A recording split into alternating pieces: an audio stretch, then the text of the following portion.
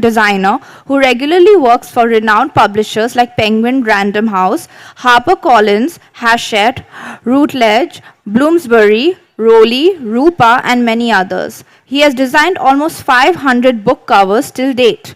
He has won the Publishing Next Prize for Best Book Cover Design in India in 2017 and also in 2019.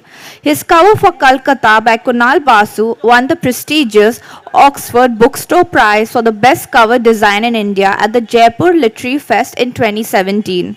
His layout design on Satyajit Ray's archival manuscripts has drawn accolades from across the globe. A Charles Wallace Trust Fellow, his PhD is in comics theory, and he is one of the editors of the prestigious annual magazine Longform, generally regarded as the first global comics magazine all across India. He is the Indian comics advisor for Mangasia, the biggest ever exhibition on Asian comics curated by Paul Gravett from Barbican, London. His book-length comics on the partition is due next year, and he's also an associate professor at Raja Piri Mohan College in Uttarpara. Could we have him on stage as well, please? Oh, he's already here, so I'm just going to open the floor on to both of them. Thank you. Is this working? Yeah, of course. Good afternoon, everybody. Of course, it's an honor to be here on stage with the comics man, Sarnath himself. But today we are here for a very unique kind of book, and we'll talk about that. But before that, of course, we need to introduce Sarnath. You all know him, about him. But, you know, I always thought it will be a kind of a wow moment from me if I introduce Sarnath the way I know him. So I met Sarnath, I mean, never met Sarnath, but met Sarnath's work in a small magazine called Gentleman. I think very, very old, early work. And then, of course, Corridor. And Corridor is imprinted in my mind because I was reading it when I was in college. Such a refreshing kind of a take on, you know, the urban India and the cities. And then, of course, one after another, you know, Sarnath came up with brilliant works. I thought his Harappa Files was a kind of a paradigmatic shift in the way he was working. And then, of course, he's regularly experimenting. And, you know, if you look at his work called Doab Dil, if you look at his, you know, even his commissions, like the Gallery of Losers in the London Olympics. And there are two more interesting works that I'll mention in between. He's really phenomenal in the way he's working with words and images and trying to amalgamate them together. So this work, which is called the Moral Contagion, I had the book first. So I'll just show you the book first. This is the Moral Contagion. This is, of course, a collaboration. And the collaboration with Julia Hauser, right? I think I probably have pronounced it right. And she is basically a historian in the University of Kassel. Okay? So we actually want to start the session. Julia is not here. I mean, she couldn't make it. So we will start the session with a short kind of AV where you can hear her speak. So we will start the session with that, and then move to the center stage and then ask Sarnath tough questions.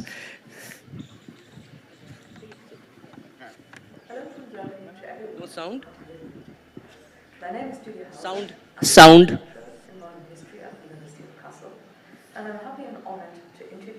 No sound.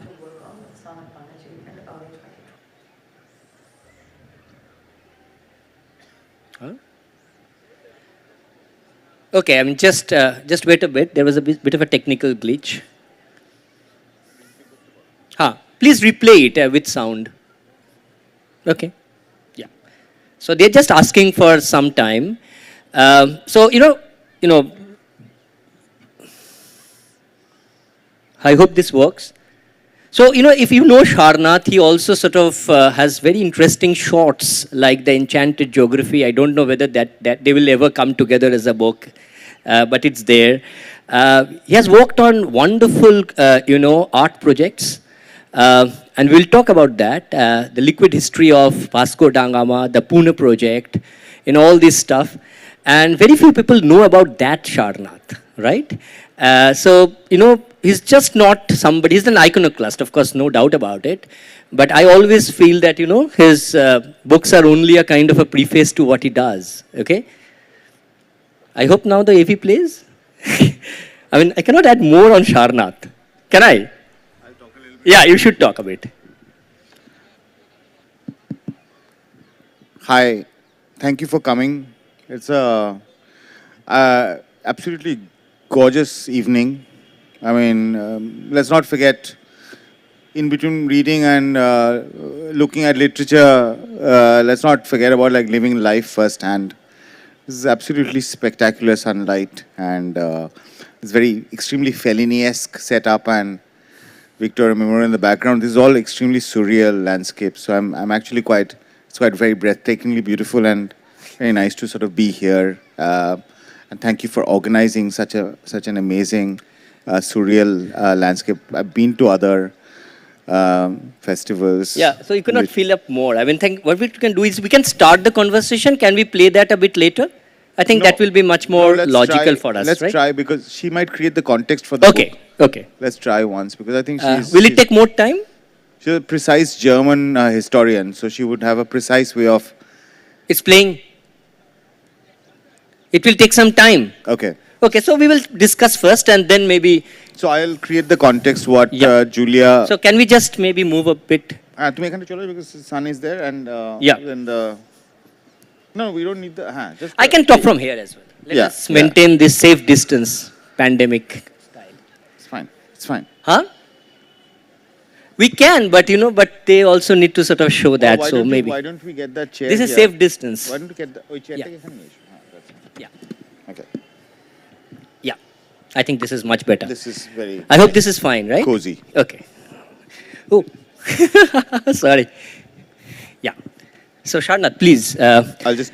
Yeah, I'll try to tell you what Julia would say in a much more precise and a much more clearer way.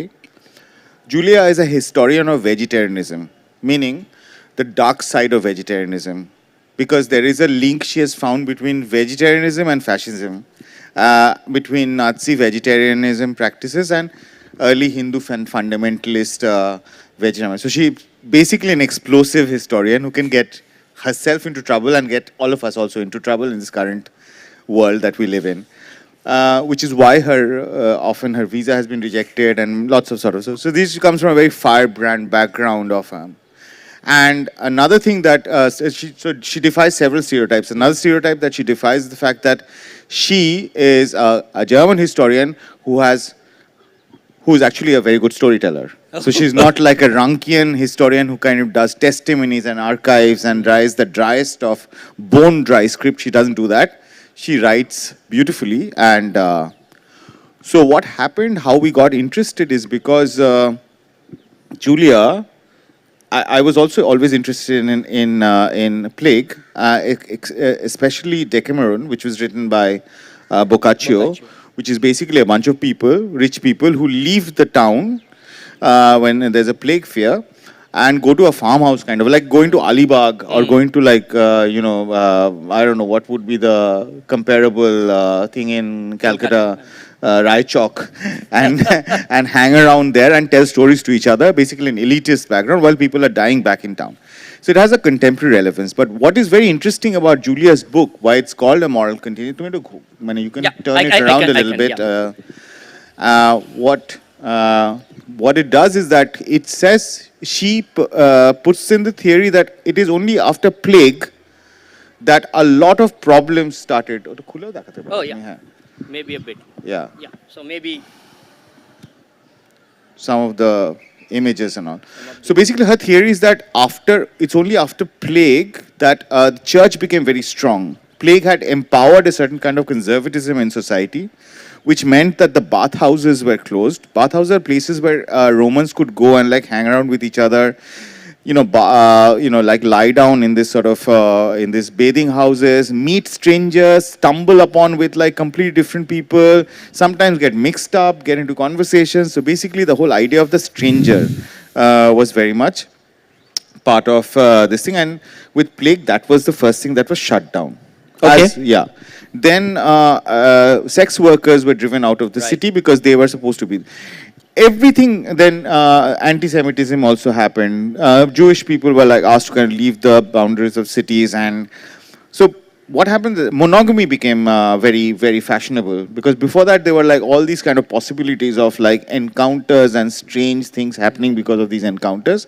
But church said that okay, now the only way to kind of two people should stay together. Now, as she was telling me all these things, what in my head was like this sort of Corona times, which some of these things were also, people said, me and my friends create a little bubble. We all went to Raichok or wherever, and some people say that, things like that, there was no FOMO, life was great, everything was fine. So it was like suddenly a lot of class, and then isolation became like a virtue.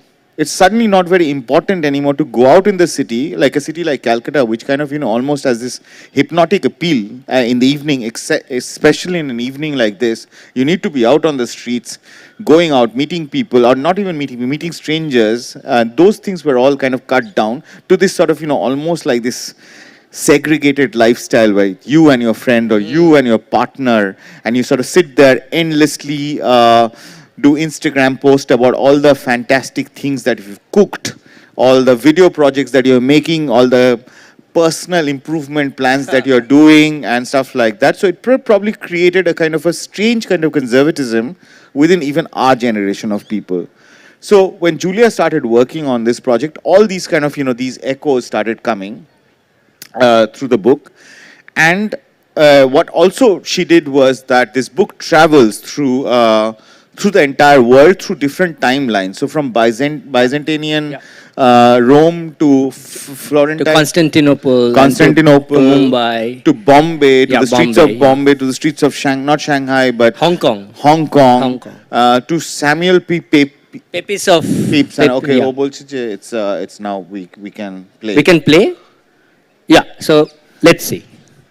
Yeah, so basically, it is a book that travels. It's like a travelogue through the virus. Is the plague a virus or whatever? Through the vermin, and okay. Okay, please play. Hello from Germany to everyone. My name is Julia Hauser. I'm a senior lecturer in modern history at the University of Kassel, and I'm happy and honored to introduce Nobody you to can the book hear. I began to work on with Sarnath Banerjee in early 2020. This was the time when the COVID pandemic began. Our book, The Moral Contagion, is a direct product of these unsettling times. It tells the history of another famous pandemic, the plague, from late antiquity to the early 20th century in the light of the COVID pandemic. In spring 2020, I had just taken up a research grant to finish another book.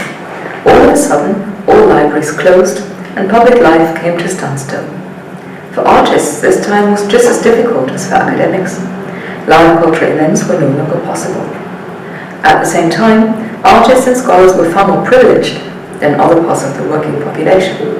They could safely work from home, while people working in low-wage jobs, care homes and hospitals were the ones who really struggled and risked their lives. Yet others, often members of ethnic minorities, were scapegoated for spreading the virus. But COVID entered even into the private lives of the privileged, as all of us were asked to restrict our contacts, practice social distancing and quarantine. Some openly refused these new rules, objecting to the wearing of masks and to vaccines, thus putting the lives of others in peril. In this situation, we began to wonder how the pandemic would change the moral fabric of society in India, Germany and elsewhere. I told Sarnath that such change was quite likely, as similar things had happened in earlier pandemics, most notably the plague. Sarnath was intrigued and asked me to tell him more about these dynamics. This is how I began reading and writing, and Sarnath began to comment on my text with his drawings. This kind of writing, based on sources, yet free from the rules of academic writing, was an adventure to me. It was something entirely new. The Moral Contagion is not a piece of research or a textbook. Unlike an academic work, it comes without footnotes. Unlike a textbook, it is not heavy in dates and numbers. Just like any other writer, I thought about how to weave my narrative as I wrote it. Although the book is based on text from the past as much as present-day research, it includes both historical characters and fictional characters. Narrative mattered to me, yet I chose to abandon a coherent story for a focus that combines both the micro and the global. In each chapter, one or a group of characters takes readers to a different part around the world shaken by the plague. 6th century Constantinople, 14th century Florence, 18th century Aleppo, or 19th century Bombay. These stories allow insights into larger questions. How were societies impacted by the virus? How did it shape human relationships? Which responses did it provoke by worldly and religious authorities, doctors and healers? Rather than addressing stock scholars or students, we want to engage a broader audience of general readers, people who are interested in the past, but also those who wish to understand the present. I've been lucky to work with Sarnath on this project. Not only did he observe the pandemic in Germany and India, most importantly, he also has lots of experience with how to capture an ironically common present-day life, as well as a strong interest in history. His illustrations in The Moral Contagion reflect both these aspects. Sometimes they focus on an object closely related to the history of the plague, such as the pomander, an apple-shaped container filled with herbs and spices that rich people attached to their clothes. Other illustrations show how societies fell apart during the plague as people left sick members of their family to die alone at home. Yet others take us back into the time of COVID, zooming in on migrant workers forced to leave Delhi, or people circumventing the rules of social distancing by bridging the gap between their balconies with a dinner table.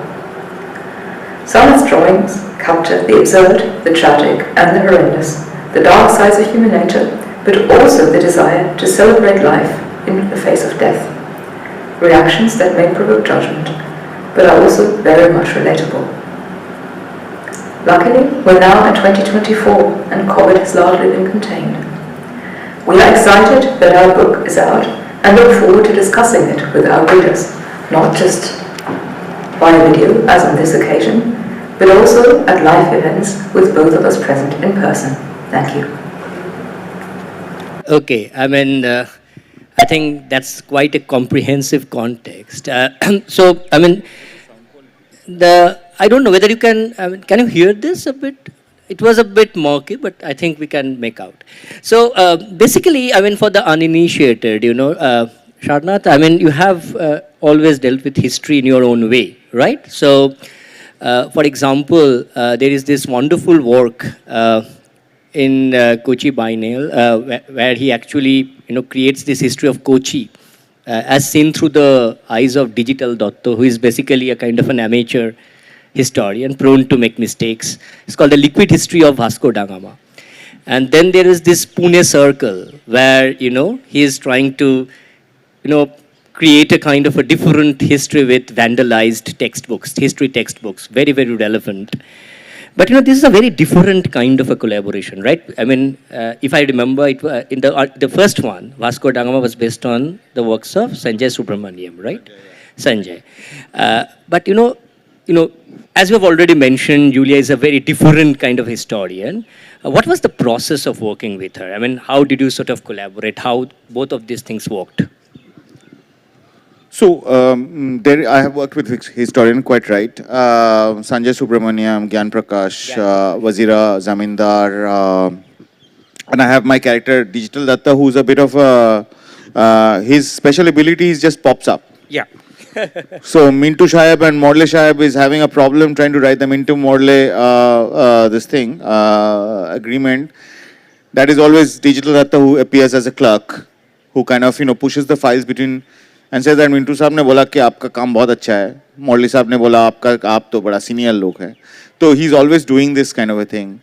With the Vasco da Gama situation, apparently there was a story that Vasco was told by Ibn Majid in Malindi, near off the coast of in Tanzania, how to get to India, that you don't go via through near the coast of Iran, but you go high seas to the high seas, and then you go back to Calicut when you reach when the this thing. Apparently, the person who told him was Ibn Majid, which is not possible with Ibn Majid over a drink.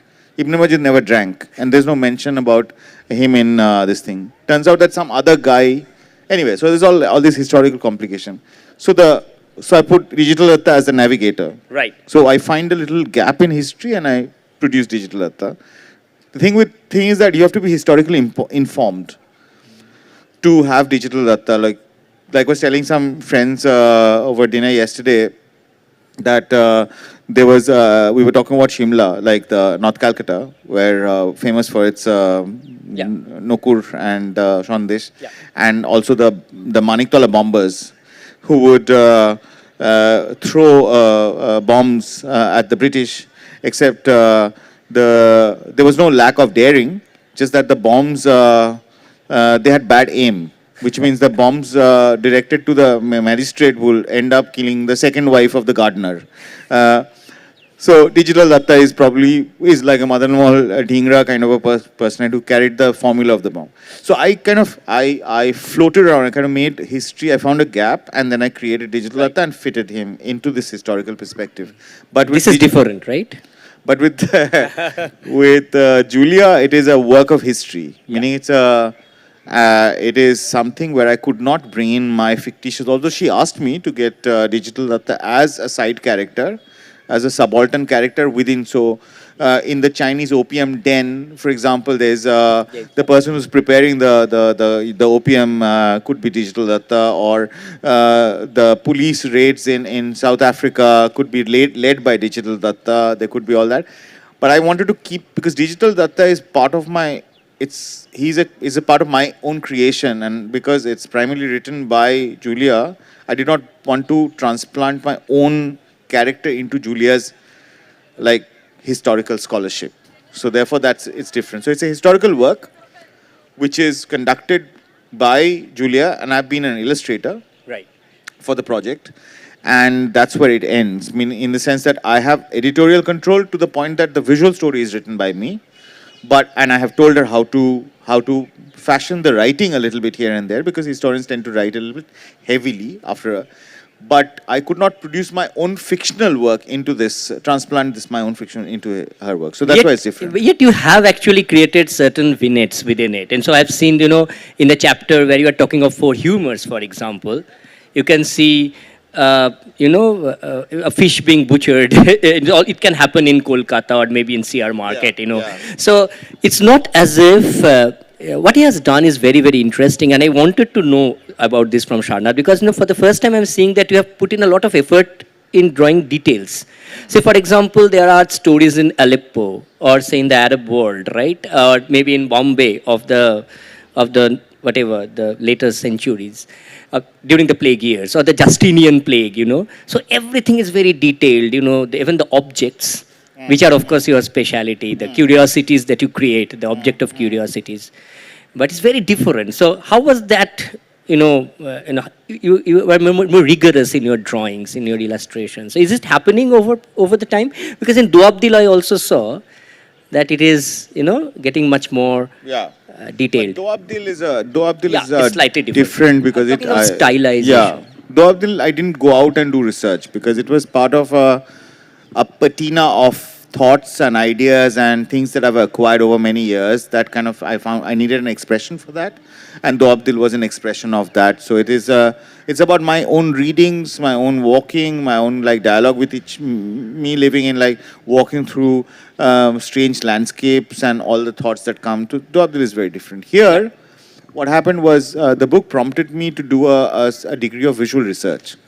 Visual research of like trying to kind of, move through Hong Kong of the last century, 18th century, 19th century Hong Kong, to the time when, to Aleppo in Syria, to Bombay during the plague times, and these sort of Parsi ladies trying to kind of, save people from being pushed to South Africa. Right. So it was like a fantastic education process of the visual culture of that period, what kind of cafes people hung out with. You used referencing a lot. I mean, I could see even those small advertisement, biscuit advertisements. Yeah, I did a bit of referencing, but the thing is that I don't want to draw accurate draw. I don't want to make. So what I do is that I don't do a Google search, and then I do a Google search sometimes to get the lay of land, but then when I draw it, I try to draw it from memory, because what happens is that imperfection and that corruption of the drawing, which is because it's not an accurate representation. So, for example, if you draw a ambassador car, I should be able to draw an ambassador car with all its imperfection. There is a sense, because drawing is like a ghost, it should have all these ghosts in it, and if you just copy a drawing and you get historical accuracy, object accuracy, you might in the process lose the bhoots, the ghosts of those drawings.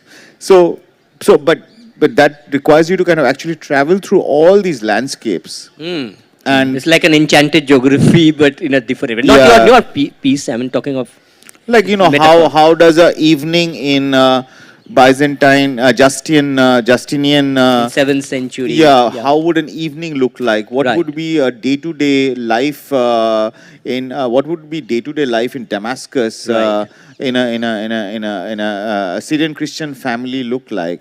What would a day of Yersin, the Alexander Yersin's being a Russian Jew in how would he be treated by the Japanese guy who lost to this Jewish person in some global race for finding the plague vaccine. So these are also fictional elements that you have to recreate. So it's like a work of speculative history. Visually, it is a work of speculative history, which tries to match up to the writing, which is much more like the narrative, which is a much more like historical narrative. Very well written. Very well written. Actually, it's actually very racy kind of narrative. Another thing, I found this very interesting in Sarnath. One of the things that we take home from Sarnath's book is the words as well, right? He writes so well. The wisecracks, the madcap humor, the uncanny, the use of language and all these. You don't have that here, right? You don't have it here because you cannot put in your own words. I mean, it's as if you're not allowed to comment on certain stuff, as if you have to do it all through the drawings. It's almost like drawing a silent comics, right? Almost like that.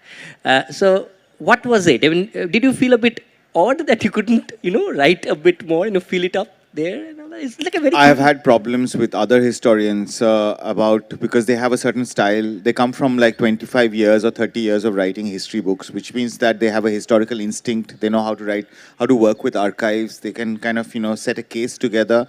We all read them because of. I'm not reading Carlo Ginzburg for how racy he is. I'm reading how wonderfully he writes. This is a historian who discovered microhistory, so-called discoverer of microhistory, and wrote a book called Cheese and Worms, in which he talks about a 12th century Italian farmer who thinks that all human beings came out of rotten objects. I'm started to beginning to believe it a little bit. And what he did was he wrote this work of history through court inquisition injunction. It is a style. History has a lot of style in it. The style of the historian is very important. But when a historian writes a popular work, it's a different situation, because then the person wants to write in a popular style. Sometimes it doesn't work. And as you would know, Pinaki, being a comic book person as well as an editor, sometimes very hard to work with my friend George Apupen, who's also sitting here, who probably also has worked with other writers. Sometimes it's very hard to correct, especially if you write yourself, to correct another adult person's writing, because we are not editors. Technically, neither you nor me nor Apupen nor Vishwa, we are not writers. We are not editors. We can't tell people. I can't tell him, boss, this is not how you write this. You're telling too much. But so in a situation like that, it's often very difficult to kind of. But Julia, it was not that difficult, because I told her that, look, you don't have to say all these things. You don't have to do all this description. I'll create the atmosphere for you of what it looks like Samuel Pepys' London, where this man commuted from Plumstead to central London, and Right. from a boat only he saw London burning. Samuel Pepys is a diarist, Yeah. 18th century London diarist. We know a lot of London society through the diaries of Samuel Pepys. Pepys. And he wrote, so I could create that London quite easily. She doesn't have to like spend any flowery language to create London. So there were these sort of, conflicts. And then you also, sometimes that time you also realize the power of illustration, power of images, that how little you need to like actually write. So those things came up. I mean, when you talk about the power of illustrations, and this is something I found in Sarnath a lot, and you're discussing this as well. Like you sometimes call it, you have come out from the comics format, the conventional box-shaped comics format, and you are telling that it's like picture stories, right? Yeah. That you do. So it's like a conscious kind of a transformation. This is an illustrator. This is not a comic. This is not a comics book. This is not a of course comic book, illustration, yeah. but I'm talking about your own method, the overall method, but, because you are doing more like picture stories. The initial corridor and all that, they were more like conventional. So this is a picture story. This is a picture story. But this is not a comic book. No, Now, but- all comics are picture stories, but all Yeah. picture stories are not comic Yeah. books. So that is that's what I why, wanted to yeah, hear yeah, from yeah. you. So I wanted This that is more from like in the tradition of the illuminated text, Yeah. or whatever. It's the tradition of illuminated text. it goes back, of course. Yeah, Yeah, it yeah, goes back to the history of writing itself. That. So another thing, Sarnath being Sarnath, I mean, he hasn't illustrated it like straight up. So, for example, if you look at this page, for example, Sarnath, I'm showing this page. Yeah. So if you can see, this hill, for example, the slant of the hill, and the privileged, of course, the master is sitting on the top, and of course, the person who is colonized is just sitting. Both are smoking, one with a pipe and one with a much less kind of a appendage. So these are like small things that Sarnath does. I mean, if you look at this, for example, this is like really, really interesting. So there are more, I think, if you can explain. Another thing, Sarnath, while you do that, there are also brilliant page breakers. So, every chapter comes up with like, one single illustration which sort of prefaces the chapter. So can you tell a bit more about that? I mean, it's like a wonderful thing to do within the book. So I believe that we learn history. The whole point of history is a humanities project where you are made to learn about people who are removed from you in space as well as in time. Meaning that you are developing a certain empathy for people who you had no personal connection with, because you're not doing ancestry or kinship. You're learning what was the time of Aurangzeb like, or what was the time of Jahangir like, and a strange kind of empathy develops from people. Or when Tughlaq made everybody move from Delhi to Daulatabad and Daulatabad to back, half of Delhi died in the transit. You are trying to understand the. So I'm a great fan of history of feelings. Okay. How could it have felt at that point of time to be in this sort of plague hit London, or how you become like sort of suspicious of your peers, how the family leaves the ailing person, and there's a picture of this person looking out of the window, and the family is leaving, and you are just like left, and you want them to leave because these are people you love, but you yourself can't go. And that's one last person, maybe your youngest daughter looks back once just to see that so I just this is also like a lot of emotion. And what I've learned from watching Bengali serials is that the best emotions can be shown outside actors without actually, because they can't really show all the emotions by like putting all the masala in it. Sometimes objects have fantastic ways of like raising emotion. Like for example, if you remember the punching, like the punching hole that your father might have used, or a pair of scissors, or something that is like lying. It can, or a typewriter or a fax machine. It has enormous worlds captured in those things, like a Nikita's, a kitchenette, and I'm not even getting into the nostalgia business, but that's different. I feel like objects hold an enormous amount of history in them. Because you can transplant your own imagination. Comic book readers are not, or visual readers are not regular readers. They're not like, I mean, nothing against, because I'm a reader of novels, prose books, but comic book readers are a little different. They're a little like, they're strange people. They have they have another third level of imagination that is working. Because you must have heard a lot of people asking you questions like, what should I read first? Should I read the text first? Should I read Yeah, the yeah. image first and all that? You know that this is not a comic book Right. reader Yeah. because they don't look at all those sort of things because there's a parallel narrative that is developing constantly in their head. So that's why, which is why we don't really want to become Right. the majoritarian. We don't want No, to we like don't become. want, yeah. We want a small group of people. So Yeah. small people like sort of like Bengal Club. That's too far. So, yeah. so that's why objects have been drawn out from those eras, and I've just realized that whether that one broken pot or a staircase, oh yeah, this is a play- yeah. Sarnath, I think, almost creates a museum of curious objects. I mean, he curates that, right? Yeah. So he's a special curator. Yeah, so these objects are, you suddenly you see that, and you're transplanted back into that world rather than actually illustrating those world, and you kind of try to imagine what might have it felt like, what could it what it could have felt like during that particular period of time. You try, Yeah. you're never sure. The same things. A Godrej Almari might not work in the same way for someone else, Right. but it might work for someone else. Yeah. And the thing is that comics, you fundamentally write for yourself. Yes, yes. You don't write for, you don't have a focus group saying that, okay, this is going to work, that is not going to work.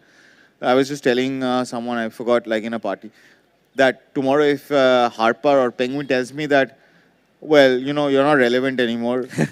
Children are not watching. Younger people, millennials or Gen Z is not reading your comics. You're off. So we can't publish you anymore. I would be sad, of course, for 2 or 3 months. Right. And then I go back to writing comics. Yes. Because that's all I can That do. you can do, yeah. 25 years, that's all I did. And it's not for anyone else. It's just for us, for myself. Right, yeah. right. Another thing, with his illustrations, for example, with Sarnath's illustration, another thing is very important. So this, this kind of chapter takes place in Florence, right? Like very early Florence, the plague of Florence, this one. But you can see that this, illustration can happen right out in Delhi, right? In upmarket place, where, people have like dinner within balconies, right? They're exchanging kind of things in the balconies. So this is something that I find fascinating. You contemporize it, but you don't go overboard as well. Huh. Yeah, I mean, you try. I don't draw very well. No, I have. but we love you the way you do. So, But then you I don't had feel- a lot of issues about my drawing. I still do. And but then somebody had told me many years back that, well, you might not be the best illustrator in town, granted, but you can draw what you have in your head. And you have a heart, in the way heart, you draw. Heart or head. So, and also like, for example, these thoughts of people being thrown out of the cities in earlier, I can't find those images. Yeah, it's early. Like a chawl, for example, Bombay chawl. People being thrown out of. I don't know whether you can see this. I mean, we are facing the sun, so maybe I'll come a bit closer. So if you can see the illustration, so I just thought that, you may not see that from far off. I just discovered that a bit earlier. Yeah. So maybe, let's come here and maybe show it. So this is like probably much more proper. I hope you can see this. And it's better to buy the book as well. I mean, if I can show you everything, you don't buy the book. So you should actually do that. Also, another thing, Sarnath. If you were playing kabaddi, you would have scored quite a bit of points. Okay. Nice. Thank you. Another thing I want to talk with Sarnath is that, sometimes when we illustrate, we normally try to follow what the narrative tells us, right? But Sarnath, of course, creates that dissonance sometimes with the narrative. So sometimes his illustrations are telling a completely different story. The narrative is going its own way. So, of course, this is planned, but you do it a lot here, but with a lot of precision. You don't do it too much. You have just done it maybe in some of them. Yeah. So, and it builds a narrative of its own. So if you read Julia's narrative, it's going, of course, it's like a history, but Sarnath's narrative has a text of its own. It kind of creates a subtext of its own. So, Sarnath, can you tell about that? Yeah, I mean, it's not. There's no huge chalaki behind it because it's Okay. not like a well thought out strategy of like normally It's like you, natural for you as well, I think. huh? It's natural for you, to do this Like like you don't show and tell. You tell and then you show Yeah. something else and you show something else, and there's a and as you know yourself because you are also apart from being a practitioner, you're also a good editor. That a lot of good comics, a lot of the magic of comics actually happen in this dissonance, in this sort of this. And as I told you, comic book readers are different different type of people. I feel sometimes increasingly, I feel they're not like normal people. Yeah. And I think you can't really do normal explanations Yeah. and normal giving out everything kind of a thing to the comic book reader. And therefore, the work becomes more and more what you might call it compositional. Yeah, that's a good word. Yeah. Like Very, I think I very told you once Yeah. that you're like Ravindra Jain, the blind composer. Composer. You write a little bit of note, then you play the Harmonium. harmonium, then the harmonium sounds terrible from the note, then you play the harmonium, write the notes look terrible, so you kind of combine together, and that's how you create a Bapi Lahiri. So, it's That's right. who's a genius, of course. So, we have some time for some question and answer, and a lot of you may actually ask questions. I don't know whether we can accommodate a lot, but maybe if you have some questions to Sarnath, this is the best opportunity to ask him tough questions. Ah.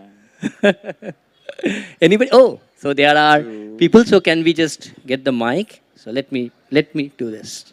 I think you can go over my kache. Oh, you're Yeah, there. yeah. So I have this tendency of getting Wow, off the wow. stage a lot. You're losing a lot of calories. Yeah. Jumping up and down. Hello. So my Weight first loss. question is, my first question is how long it has taken you to illustrate the book? See, it took me about 2 years, but that actually Right. question does not really, it's because you're doing other projects, you have to do livelihood Right. things, you have to do other things that will generate enough income for you. Right, You're not right. like, we don't actually have the luxury of sitting down and, so if you like sitting down and doing a book like that, you can finish it in a year. Right, right. But then it also involves a lot of visual research. Visual research is different from, or artistic research is different from like going and to National Library reading books on plague. Right. Visual research is like if you are doing a setup, for example, if you want to recreate a Japanese, the what do you call the post-war Japanese scientists' laboratory, then it's not about like looking at Japanese. It's just your imagination research to create that frame, all the imagination that you need, the kind of movies you need to watch, or the kind of popular culture of laboratories in mangas of 1950s. Yes. So that's what we mean artistic research. Yeah, you go on, please. Yeah. Oh yeah, okay. Yeah, another question is, while doing research, do you create like reference boards or mood boards that you keep to? I have notebooks. I have several. I have several notebooks, and I have pieces of paper, and I make roughly about 4 to 5 drafts before I get to the final work. But you know what? I go through the 5 draft to come back to the first draft. Because that energy, this is what I was talking about, like memory, and it's not about accuracy and how well you draw it. It's whether the ghosts, the spirit of the drawing is still there. Because drawing is not it's a mysterious thing. It is not about how, people say I can't draw. There's nothing called I can't draw. People who can draw wonderfully actually sometimes some of them make soulless drawings. The drawing has some energy inside it, which the first drawing brings forth. And sometimes you do 5 drafts to get to that first energy. And that's how I work. Several drafts, but it comes to this one thing. Yeah. Any more questions? Oh, there are 2. I'm sorry. A lot of it may have to be. Yeah, just give it to. Yeah, please. We don't have too much time, but keep it short, right? Hello, sir. Hi. So my question was, when you are essentially working with an illustration project, Yeah. so you're essentially creating symbols, right? So Yeah. especially for a work like this that has a pan-global outreach, Yeah. do you expect that symbol to evoke separate feelings depending on the space or depending on the time they're in, and how that is relevant as per your perspective? based on that? Very good question. Very good. Yeah. It requires it's a slightly complex answer, but it's a very good question. Should we take all the questions? Yeah, I think and maybe then another one we can take. And then I can there's a- answer, Maybe, yeah, if you have a question, maybe be short and another one. So we'll take two more and we can club. Sarnath will answer it together. I would like to know what goes into the readership of visual writings, I mean, pictures, because Yeah. we are used to the tradition of reading prose. Yeah. So, whether should we be trained separately or we are naturally gifted to be able to Okay, that's perceive? again very It's interesting. a related and also Yeah, a almost related like question. a related question. Another last one. So you said that there's an imperfection and corruption of memory that you kind of put into illustrations, but like in works like this, in works like the Moral Contagion, where there is a parallel historical narrative that is going on, does that lead to any like ultimate disparity between the illustrations and the text? Sorry, last bit. Can you say that again? Does that create any kind of disparity between the historical narrative and the illustration in parallel with that? Very good question again. Yeah. I think, I mean, Sarnath, can you answer all of them together? Yeah. All the questions done? Yeah, yeah. Okay. I think, yeah. So, global acceptance, the language, the universality of your visual communication is what your question is. That you can't think too much about it, because moment you start thinking too much about whether what you're doing is understandable to, like, say, someone from Cleveland or some other place, if I understood your, whether it has a universal global vision, if I understood your point, I don't think we cannot really do it. You know, we can't artificially make things more international than it is. So for the longest time, comic book writers here, the few of them are here right now, were always sort of, compared with an international set of other comic book writers. There was no like local idiom. Everything has to be matched up to Art Spiegelman or whatever. But of course, we all rejected it. It's to the credit of the Indian graphic novelists that they all created their own idioms and own style, except for one or two people who like followed other people's style successfully also. They had been very headstrong about creating the local idiom, which is a mishmash of all the things you watch, all the movies you watch, the food you eat, the tea you drink. It is a combination of all that. That kind of confidence kind of took a while, but we are here, and all Indian artists, graphic novelists, at least my generation ones, are extremely, that we created our own language and vernacular. So I don't think suddenly we are going to. So if somebody from Holland has to watch it, read it, and like it, they have to like it on art terms, because I'm an Indian illustrator talking about whatever China. Bad luck if you don't understand. It's like, it's too bad if you don't understand it. It's your problem. I mean, you can wiki it or whatever.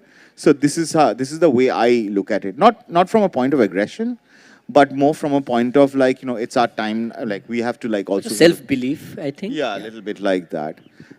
To your question about readability, visual reading versus, as you yourself in your question had the answer that, we have to read visually. There's a visual, reading visually also has its own sophistication as it, and we are much more familiar to like reading text only. This thing, I personally am a much more of a reader of text only. I read novels much more than comics. But I think visual language is getting stronger, and there's also visual pollution that is happening all around. Well, I told someone the other day that Netflix is not a solution for Netflix, because you could just spend an entire evening like just sifting through one program after another, seeing like just a sentence of it. So comics gives you a much deeper visual experience, and to kind of get to that experience is a bit like how one understands certain kind of music. Certain kind of music are easier to follow. Certain kind of music requires a little bit of like training your ear to kind of like it and stuff like that. But visual literacy is getting stronger and stronger, and what people have understood that Visuals are not just for information, but it also creates tone and atmosphere. It takes you there. It makes you feel like what it was like to stand outside Niagara Fall with your family member, everybody standing there uncomfortably. They're not having a happy moment, but they stood there to take a picture of each other. But you can bring in the unhappiness of that picture. So visual language has that. The little disquiet between Yeah. historical accuracy and historical inaccuracy, and the little like gap between that, I think it's healthy, because history is not a truth project. It might be a fact project. It might be there might be a factual, and fact can also be testified and stuff like that. But historical, so there's a Rankian historians who want you to kind of have all the documents and the documents double checked and stuff like that. But Deepesh Chakravarti says that then what about the history of the Aborigine, Australian, or the natives who did not have those kind of Italian aristocrats had all these like big papers that preceded. Well, they don't have a history. They have their histories in their songs, he suggested. They have their history in their like sort of, song lines. You know how you could kind of follow a track through song lines. They have their history in their popular culture, music, whatever. So this is a very good question. It's an age-old question. It's a political question, and we don't have an answer for it. But my approach is that accuracy is not but visual accuracy is not my forte, but more like a tonal accuracy, what it might have felt like that time. I think we should end here. I mean, that is why I call Sarnath the effortless philosopher. Very uncanny, but cloaked within the words, real depth, Always find him fascinating. Thank you, Sarnath, for this fascinating session. So I'll just, please go and buy this book. It's really, really good. Thank you. Or at least look at it. And as you all know, he's a terrific, terrific artist and a very fun person to talk with. So please forgive us if